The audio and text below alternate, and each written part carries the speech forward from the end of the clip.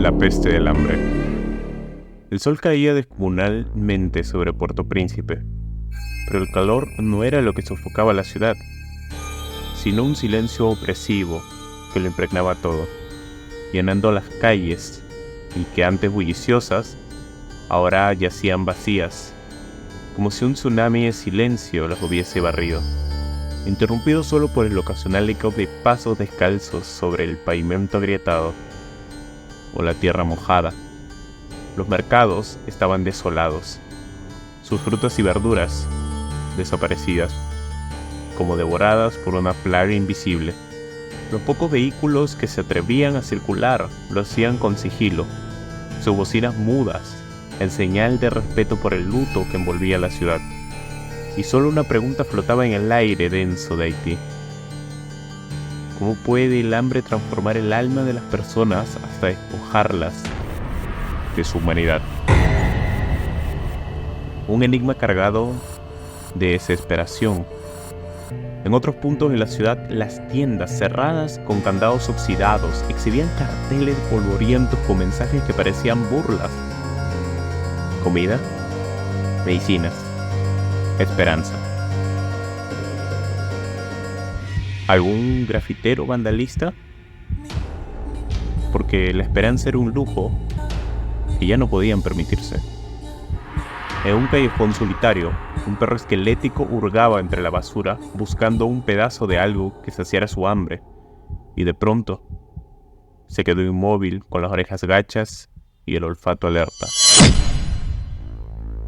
Un nauseabundo aroma metálico y putrefacto impregnaba todo el ambiente.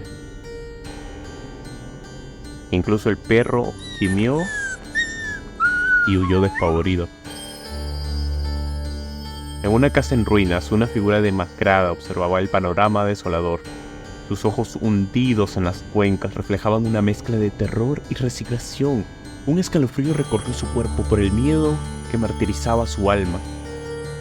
Había escuchado los rumores, las historias susurradas en la oscuridad, personas que desaparecían en la noche, gritos desgarradores que provenían de las montañas, cuerpos mutilados encontrados en callejones.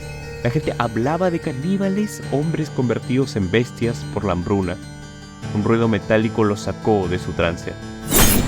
Se giró bruscamente y vio, al final de la calle, una silueta que se aproximaba.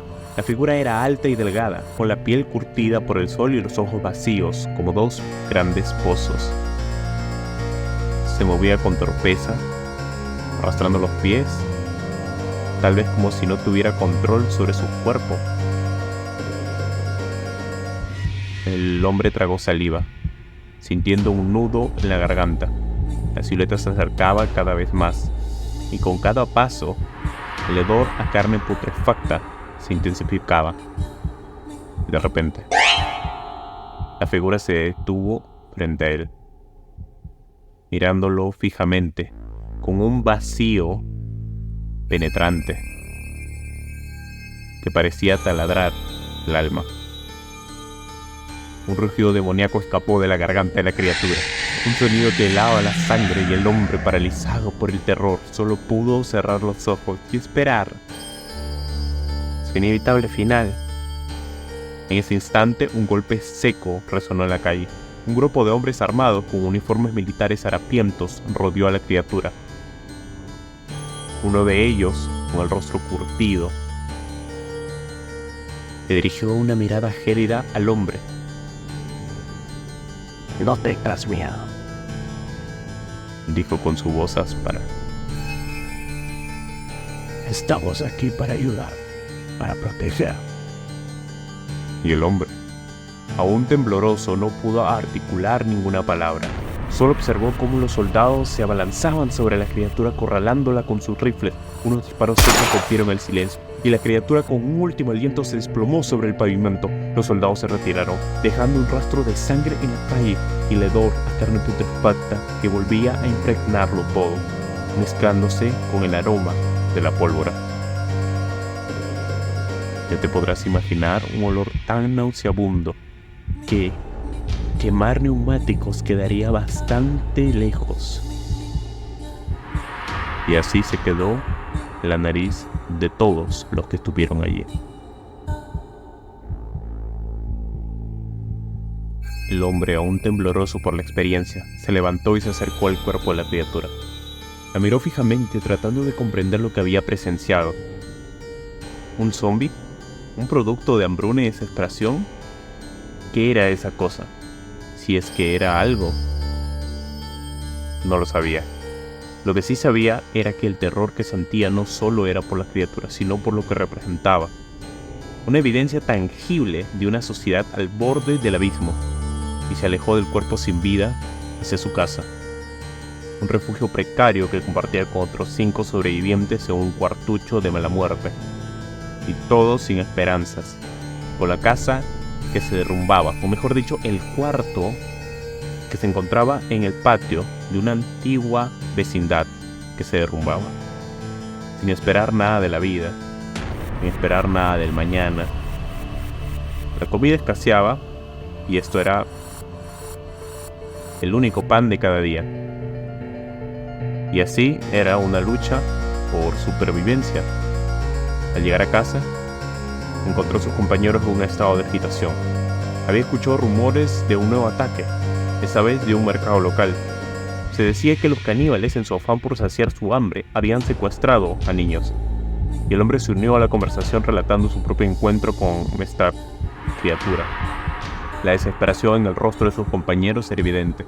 No solo tenían que preocuparse por la hambruna, sino también por la amenaza de ser devorados por sus propios convivientes. Y esa noche, el sueño no llegó para el hombre. Las imágenes de la criatura y los rumores de los ataques caníbales se revolvían en sus sesos. Se levantó de su cama y se dirigió a la ventana, observando la oscuridad que envolvía a toda su ciudad. En la lejanía escuchó un aullido, un sonido tenebroso. Era un eco del hambre, un presagio de la pesadilla que caía sobre Haití. La extrema pobreza, como un verdugo implacable, ha empujado a los habitantes de esta tierra hacia un abismo del que parece imposible escapar. Los ecos de hambre, más aterradores que el rugido de cualquier bestia, resuenan a través de las calles abandonadas, anunciando el despertar de un instinto primitivo largo tiempo atrás, un tiempo olvidado. ¿Qué sucede cuando el hambre borra la línea entre el hombre y la bestia? Los informes de comportamientos caníbales, aunque difícil de creer, se han convertido en el centro de un miedo palpable que se extiende como la peste.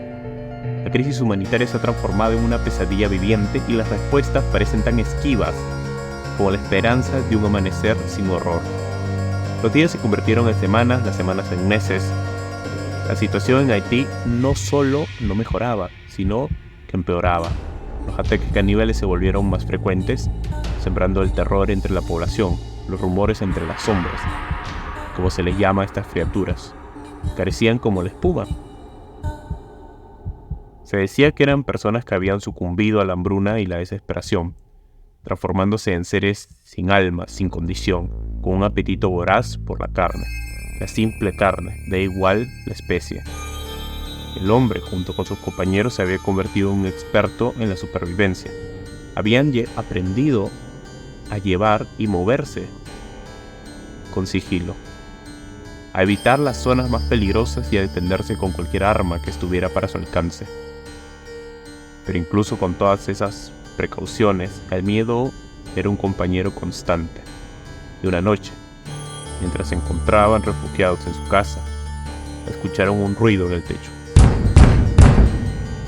Se miraron con terror, sabiendo que las sombras podían estar acechándolos.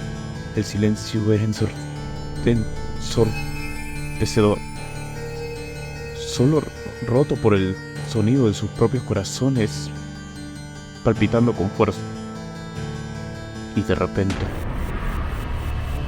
un golpe seco resonó en el techo. Las sombras habían llegado. El grupo se armó con lo que pudo. Machetes, palos, piedras, estaban dispuestos a luchar por sus vidas, con la poca fuerza que aún tenían. Los golpes en el techo se intensificaron. Una de las sombras logró romper una parte del techo y se colgó del borde. con sus ojos brillantes, de plena oscuridad y un rugido que erizaba la piel. El hombre con un valor nacido del miedo, digamos, de la adrenalina, por supuesto, se lanzó hacia la criatura. La golpeó con su machete en la cabeza, pero la sombra no se inmutó. Parecía no sentir dolor, no sentir nada más. Es que no sentía, por eso los consumía. La lucha fue feroz. Los demás miembros del grupo se unieron al combate, golpeando y apuñalando a la criatura con todo lo que tenían, y finalmente una sombra cayó al suelo, inerte. El grupo exhausto y tembloroso se quedó en silencio. Habían sobrevivido una vez más, pero ¿por qué costo? El terror se había instalado en sus espinas, en sus corazones, una sombra que los acompañaría para siempre, tirada en el piso y plena en sus memorias. Las sombras entre nosotros no solo caminaban las calles de Haití, sino que también se deslizaban a través de las grietas de nuestra percepción. ¿Qué son realmente? ¿Víctimas de una enfermedad desconocida? ¿Sujetos de un fenómeno inexplicable? ¿Experimentales? ¿O la materialización de un temor tan antiguo como la propia humanidad? Era un nuevo día, pero no había nada de esperanzador en él. La ciudad era un cementerio al aire libre, un escenario de terror donde la muerte y la desesperación reinaban sin control. Y los pocos, macrados, con la mirada vacía, vagaban por las calles como fantasmas, como tal vez un preludio de esas sombras.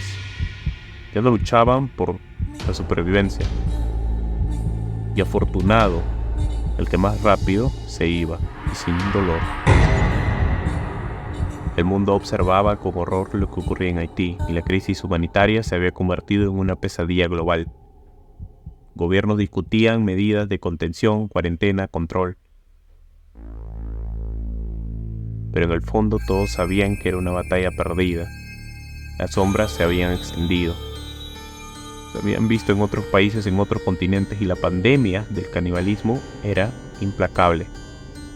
Los científicos buscaban una cura, una solución, pero la realidad era cruda. No había cura para la desesperación. En un pequeño pueblo costero, un grupo de personas se había refugiado. Eran los últimos bastiones de la esperanza. Un grupo heterogéneo de científicos, artistas, filósofos, tal vez uno que otro soldado, se reunían cada noche alrededor de una fogata, compartiendo historias, ideas, sueños. Sabían que el futuro era incierto, pero se aferraban a la idea de que la humanidad podía resurgir de las cenizas. Una noche, mientras las estrellas brillaban en el cielo, una voz se alzó entre las demás. Era la voz de un joven poeta, con ojos que brillaban con una intensidad inusual. «No podemos rendirnos», dijo con voz firme. «Tenemos que luchar, no solo por nosotros, sino por las generaciones venideras. Ya no se trata de nuestra vida no nos pertenece más. Tenemos que encontrar la manera de reconstruir, de crear algo mejor, donde la desesperación no tenga cabida». Sus palabras de alguna forma resonaron en el corazón de los demás, quizá tan parcas para nosotros, pero en un momento tan descomunal y descorazonador, que alguien se atreviera a tan solo mencionar eso parecía el último fuego de esperanza. Se miraron con un nuevo brillo en los ojos, tal vez un fuego fatuo, pero finalmente un fuego. Sabían que la tarea era titánica, pero también sabían que era posible. El amanecer de los desesperados había llegado. Era hora de luchar por un nuevo comienzo. La realidad de Haití se había convertido en un grito desesperado por atención, un recordatorio de que la civilización, en su esencia más frágil, está solo a unos pasos del abismo. Un abismo que bien te mira, te consume. Continúa con otro. La línea que separa a la sociedad del colapso total, de la regresión, un estado primitivo donde el instinto supera la razón, es más delgado de lo que nos atrevemos a admitir. ¿Cómo reaccionaríamos en una situación límite? ¿Nos uniríamos para enfrentar la adversidad o nos desgarraríamos unos a otros en la lucha de la supervivencia? En la oscuridad más profunda de la desesperación humana, donde las sombras consumen la luz de nuestra alma, ahí yace la chispa de la esperanza que puede iluminar el camino hacia nuestra redención.